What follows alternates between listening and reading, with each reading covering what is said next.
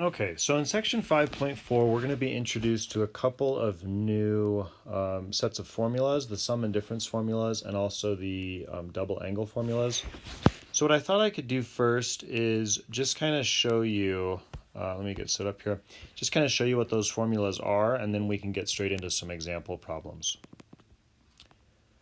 So here's Canvas. I've opened up the sheet I showed you before. This is on trig identities. We've covered Pythagorean. We haven't really talked about cofunction, but here are the double angle identities, and here are the sum and difference identities off to the left. So these are what we're going to be using today. Now notice that we have one for sine, u plus or minus, and then it becomes plus or minus on the other side. We also have cosine, we have tangent, and similarly for the double angles, we have sine, cosine, and tangent for each. Just to show you how this works, I want to talk about the cosine formula for just a moment. So if we're taking a look at cosine of some angle u plus v, the formula tells me that this gives me cosine of u cosine of v. So we could put those in parentheses. It's not necessary. And then notice how the plus on cosine becomes a minus on the right-hand side. So I'm looking at the bottom left there at cosine of u plus or minus v. That tells me that this is actually subtraction, and I end up with sine of u sine of v. Whereas if I have cosine of u minus v, that switches. So that's what the notation means for that plus or minus that we see.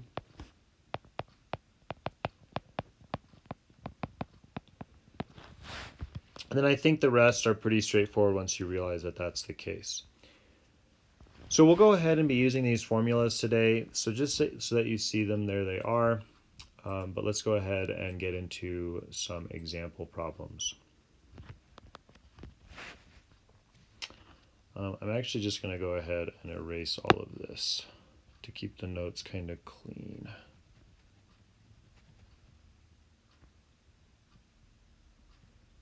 Okay. So here's a typical sort of problem you might have to solve. We might say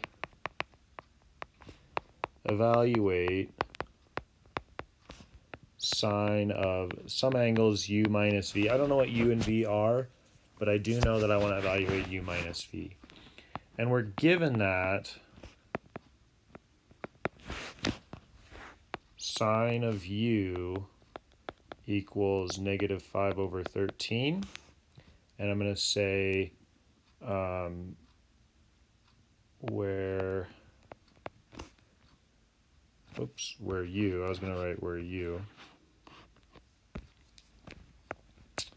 is in quadrant 4. And also we're going to be given that cosine of v is positive 4/5, and the angle v is in quadrant 1. So first of all, let's try to kind of make sense of this. I'm given some sort of picture, some sort of angles here. Angle u is in quadrant 4, so that means it's down here.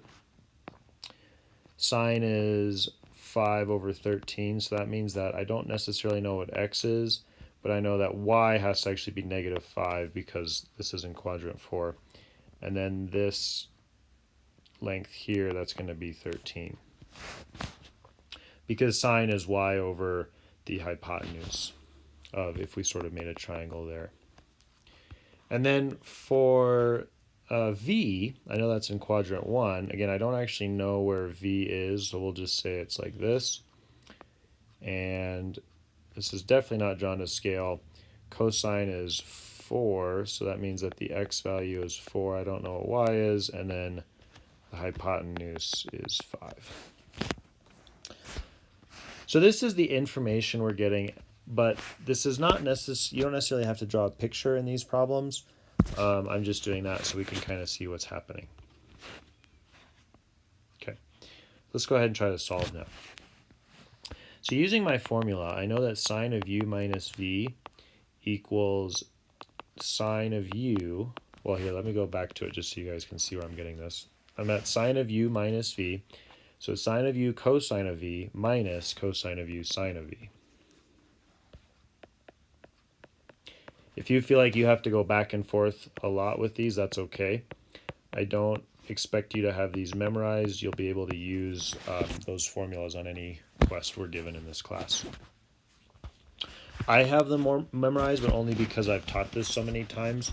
When I was in school, it took me a long time to get them down pat. Okay.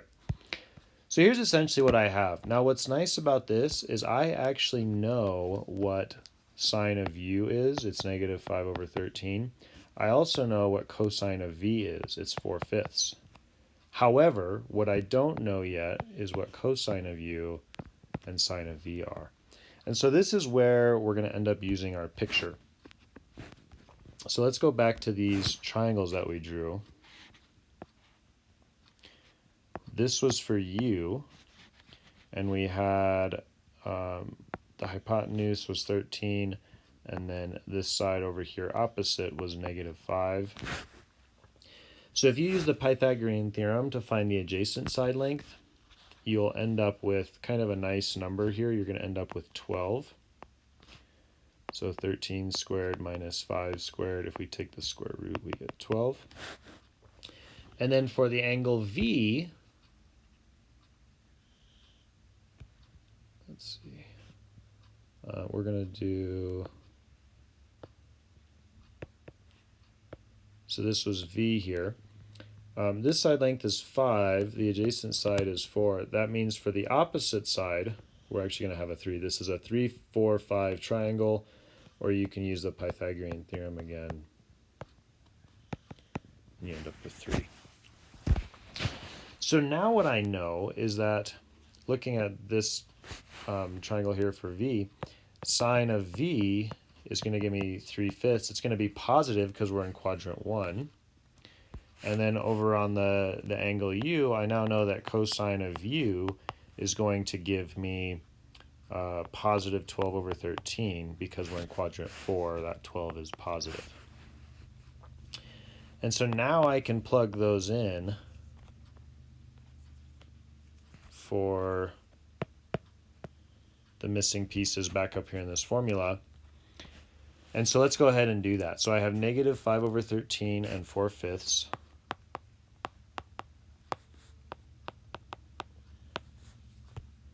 And then I have cosine of u is 12 over 13.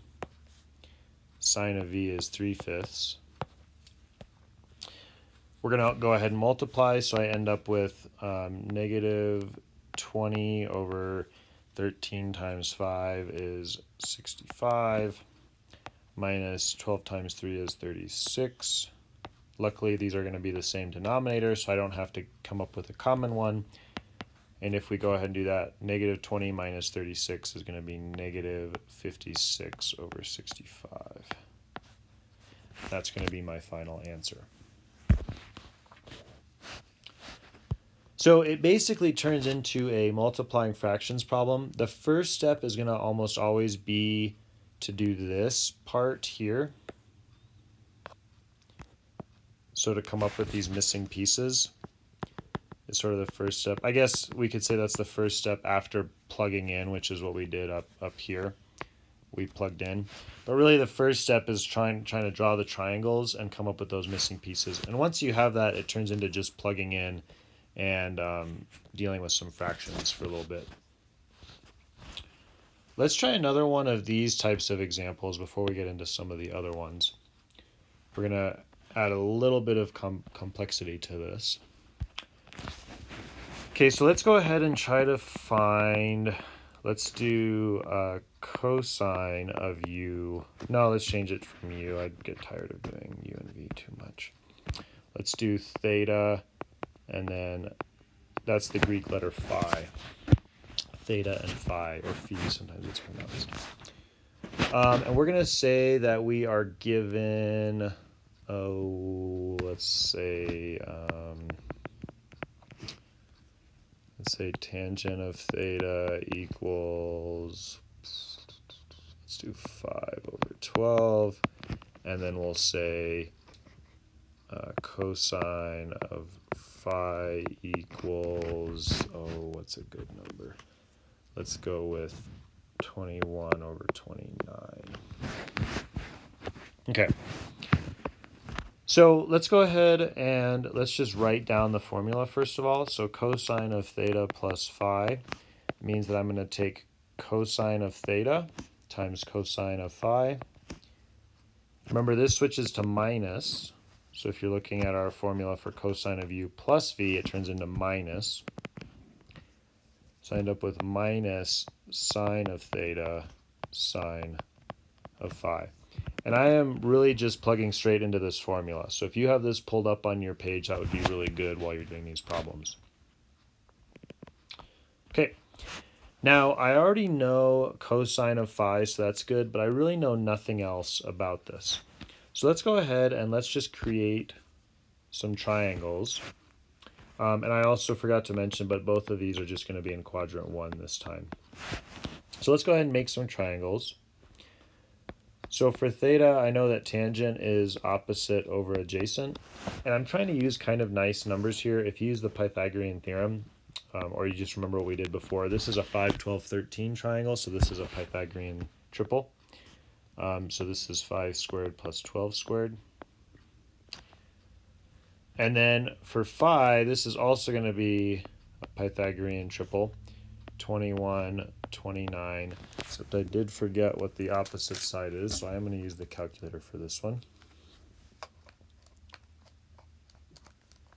So we're going to go with the square root of 29 squared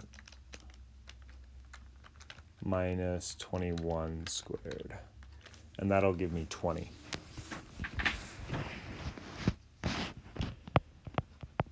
So I did the square root of 29 squared minus 21 squared to get 20. Great. So now what I can do is actually go in and find all the missing pieces. So for cosine of theta, I'm going to get 12 over 13. That's from this triangle. For cosine of phi, I already know that. That was given. It's 21 over 29. For sine of theta, I'm going to get 5 over 13 from here. And then for sine of phi, I'm going to end up with 20 over 29. Okay, so we're going to go ahead and plug all of this in now. So I end up with 12 over 13 times 21 over 29 minus 5 over 13 times 20 over 29. This one I think I'm going to continue using my calculator for. So 12 times 21, just make sure I don't make any mistakes, is 252. 13 times 29 is 377. 5 times 20 is 100. And I already did 13 times 29. That gave me 377. Okay. And then combining those fractions, they already have a common denominator, which is really nice. I end up with 152 over 377. And so that would be my final answer. All right, so these ones, like I was saying before, it really just turns into a draw the triangle, figure out the missing parts, and then it turns into a fraction problem where you just have to plug in, multiply some fractions, and then combine them using a common denominator. We'll see this kind of get a bit trickier once we start doing tangent sum and difference. It takes a little bit more work, and we're also going to start adding some radicals into this and talk about what happens there.